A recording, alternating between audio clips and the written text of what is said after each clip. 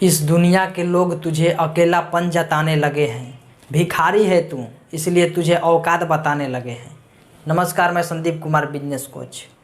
एक ऐसी लड़की जो इतना गरीबी में ज़िंदगी गुजारी कि अगर आप उतना गरीबी में आ जाएंगे तो आप क्या करेंगे, कमेंट बॉक्स में लिख के ज़रूर बताइएगा। इनका नाम है उमैल खैर।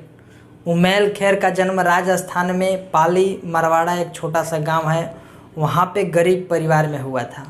घर का स्थिति इतना ख़राब था कि खाने के लिए कभी कभी सोचना पड़ता था। जब उमैल खैर का जन्म हुआ तो उसके 2 महीना बाद ही उनका पैर फ्रैक्चर हो गया। जब उनके माता पिता डॉक्टर के पास लेकर के गए तो डॉक्टर बोला कि इनका पैर बहुत ही कमज़ोर है, इनका पैर का हड्डी जो है बहुत कमज़ोर है। इतना कमज़ोर है कि थोड़ा सा भी अगर गिर गए, थोड़ा सा भी चोट लग गया तो फ्रैक्चर हो जाएगा, ऐसा बीमारी है इनका पैर में। इसलिए इनको सुरक्षित रखना जरूरी। घर का स्थिति बहुत ख़राब था। घर का स्थिति देखते हुए उमैल खैर के पिता दिल्ली आ गए। दिल्ली में आकर निजामुद्दीन, दिल्ली में एक जगह है वहाँ पे रहने लगे, नौकरी करने लगे। कुछ दिन के बाद यहाँ पे दिल्ली में आकर के उन्होंने शादी कर लिया और घर पे बताया भी नहीं। तो एक दिन माँ, उमैल खैर की माँ फ़ोन लगाई अपने हस्बैंड के पास और बोली कि पैसा भी नहीं भेज रहे हो, इतना दिन हो गया। तो उमैल खैर के पिता बोल रहे हैं कि मेरे पास पैसा बचता ही नहीं है, जितना पैसा कमाता हूँ वो सब खर्चा हो जाता है। उनको क्या पता था कि दिल्ली में जाकर के दूसरा शादी कर लिया है। तो उमैल खैर के माँ बोली कि ठीक है, पैसा नहीं बचता है तो उमैल खैर के भी वहीं पे लेकर के जाइए और वहीं पे पढ़ाइए लिखाइए, मैं यहाँ पे अपना खर्चा निकाल लूँगा। उसके बाद उमैल खैर दिल्ली आ गई और दिल्ली में आने के बाद उमैल खैर को पता चलता है कि मेरे पापा दूसरे शादी कर लिए हैं। लेकिन उमैल खैर के उस समय 7-8 साल उम्र हो रहा था, तो उनको इस सब के बारे में कुछ पता नहीं था। लेकिन उन्होंने जान गए कि मेरा पापा दूसरा शादी कर लिए हैं, लेकिन इससे उनको कोई फ़र्क नहीं पड़ा। और जो सौतेली माँ थी वो बहुत इनको मारती थी, पीटती थी, स्कूल नहीं जाने देती थी कि तुम घर चल जाओ, राजस्थान चले जाओ वापस, यहाँ किस लिए आई हो। 8 क्लास तक पढ़ाई लिखाई उन्होंने सरकारी स्कूल में ही अपना पूरा किया। उसके बाद इनके माता पिता और सौतेली माँ थी, सौतेली माँ तो सौतेली माँ ही होती है, तो इनको बोलने लगे कि मैं तुम्हारा शादी करवा दे रहा हूँ या फिर मेरा घर छोड़ के निकल जाओ, मैं तुमको और आगे तक नहीं पढ़ा सकता। तो ये जिद पे ही अड़े थे कि मुझे और आगे तक पढ़ाना है, और इनके माता पिता पढ़ाने के लिए तैयार नहीं थे। तो इन्होंने छोटा छोटा बच्चे को पढ़ाना चालू किया और वो घर से निकाल दिए इनके माता पिता, और छोटा छोटा बच्चे को लोगों को पढ़ाना चालू किया।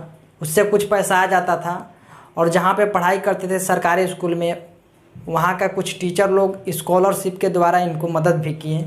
तो उनसे इनको बहुत मोटिवेशन मिला और अलग रूम लेकर के अपना रहते थे।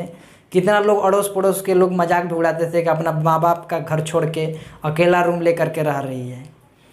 और बच्चे को पढ़ाते थे तो उस समय कुछ पैसा आता था, और ज़्यादा बच्चे को पढ़ाते थे तो कम से कम महीना में 10,000 रुपये कमा लेते थे। वहाँ से 10,000 रुपये कमाते थे, 5,000 रुपये अनाथ आश्रम में देते थे और 5,000 रुपये उनको अपने ऊपर खर्चा हो जाता था।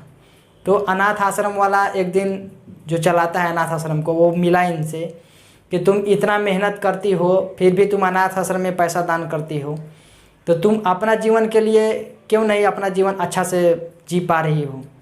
तो बोले कि मेरा घर से मेरे माँ बाप निकाल दिए हैं, इसके वजह से मैं ये अनाथ बच्चा को ही अपना भाई मानता हूँ, बहन मानता हूँ, इसलिए मैं अनाथ आश्रम में मदद करता हूँ, पैसा दान करता हूँ। तो वहाँ से इनको एक बार स्पीच में बुलाया गया अनाथ आश्रम में ही, और वहाँ से बहुत लोग इनको जानने लगे, काफ़ी लोग इनको जानने लगे। तो इनको पढ़ाई में मदद भी किए बहुत लोग। उसके बाद फिर दिल्ली आए। दिल्ली में आकर के इन्होंने पढ़ाई लिखाई किया, और उसके बाद इनको साउथ कोरिया में बुलाया गया, जापान में बुलाया गया स्पीच देने के लिए। चाहते तो मोटिवेशनल स्पीकर, बिजनेस कोच बन सकते थे। जापान के लोग इनसे बहुत ही इंस्पायर थे कि मोटिवेशनल स्पीकर बन जाइए, लेकिन इन्होंने बोला कि मैं मोटिवेशनल स्पीकर नहीं बन सकता, मुझे आईएएस बनना सपना है। आईएएस बनने के लिए मैं इतना संघर्ष तकलीफ झेल रहा हूँ, इसलिए मैं आईएएस ही बनना चाहता हूँ। उसके बाद जापान में 1 साल रहे। जापान से आने के बाद इन्होंने आईएएस कंप्लीट किया और आईएएस बन गए। जब इतना दर्द तकलीफ झेल के कोई भी लड़की आगे बढ़ सकती है, ज़िंदगी में कोई भी कुछ भी कर सकता है। अगर वीडियो अच्छा लगा तो चैनल को सब्सक्राइब कीजिए, लाइक कीजिए, कमेंट कीजिए। बहुत बहुत धन्यवाद।